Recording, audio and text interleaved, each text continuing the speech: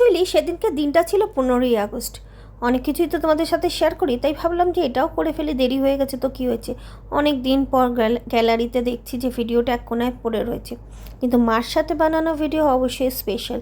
15ই আগস্টের দিনে বেরিয়েছিলাম, এই ব্যাচ দুটো আমাদের দিয়েছিল পেট্রোল পাম্প থেকে যখন আমরা গাড়িতে তেল ভরি।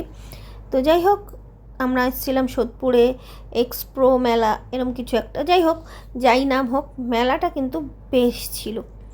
কোনো দিনও সেরকমভাবে আসা হয় না, তো আমি আর মা 15ই আগস্ট বলে একটু স্পেশাল দিনে স্পেশালভাবে বেরিয়েছিলাম। কোথায় যাব করতে করতে হট করে মাথায় আসলো কিছুদিন আগে যখন আমি এইদিকে একটা কাজের জন্য এসেছিলাম, তখন আমি এই মেলাটাকে দেখেছিলাম।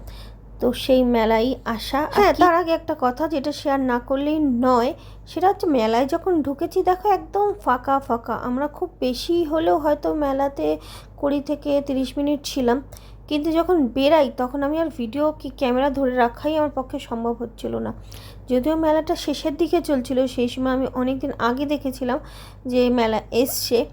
আমরা শেষের দিকে আসার সময় মানে এসেছিলাম, তবুও এই সময় যখন এসেছিলাম এটা শেষের দিকে না, আমি কিন্তু বোঝাতে চাচ্ছি মেলাটার টাইম পিরিয়ডটা শেষের দিকে ছিল, বাট এই সময় যখন এসেছিলাম তখন একদমই বিকেল টাইমে এসেছিলাম, যার জন্য ঢোকার সময় তো ফাঁকা ছিল, কিন্তু যখন 6:30 7টা বাজলো একদম কাজ মেলার মধ্যে ফির। আর কত সুন্দর সুন্দর জিনিস ছিল, সেরমভাবে হাতে টাকা পয়সা ছিল না ঠিকই, নাহলে বেশ কিছু জিনিস উঠিয়ে নিয়ে চলে যেতাম।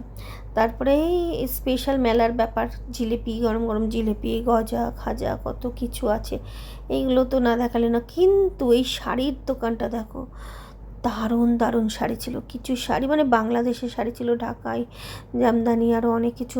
ওই মা যেই শাড়িটা ধরেছিল, আর দূরে এই যে লাল আর অরেঞ্জের মধ্যে যেই শাড়িটা দেখছো, দারুণ পছন্দ হয়েছিল, কিন্তু ওই যে জিজ্ঞাসা করার সাহস নেই কত দাম, হাতে তো বেশি টাকা পয়সা ছিল না। তারপরে পাশেই একটা বইয়ের স্টল ছিল, আর বইয়ের দোকানে বেশিক্ষণ দাঁড়ানোর কোনো প্রশ্নই ওঠে না, কারণ লেখাপড়া আর পড়াশোনার সঙ্গে অনেকদিন আগেই সম্পর্কটা একটু খারাপ হয়ে গেছে। বলেন কি?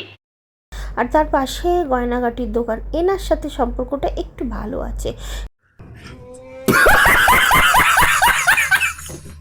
সেই অর্থে এই দোকানে খানিকক্ষণ দাঁড়ালাম। কিছু কিছু জিনিস এত সুন্দর লাগছে আর এত রিয়েল লাগছে, মানে রিয়েল ইন দ্য সেন্স এত সোনার মতন লাগছে। এই শাখাগুলো অ্যাকচুয়ালি অরিজিনাল শাখার উপর যা কিছু দিয়েই বানিয়েছে, সোনার উপরতে এগুলো না, যে যা দিয়ে বানিয়েছে খুবই সুন্দর কাজ করা, অরিজিনাল শাখার উপর করা ছিল, বেশ ভালো লাগছিলো। তারপরে পাশে একটা টেডির দোকান ছিল, যেটাও কিনা বেশ পছন্দ হচ্ছিলো।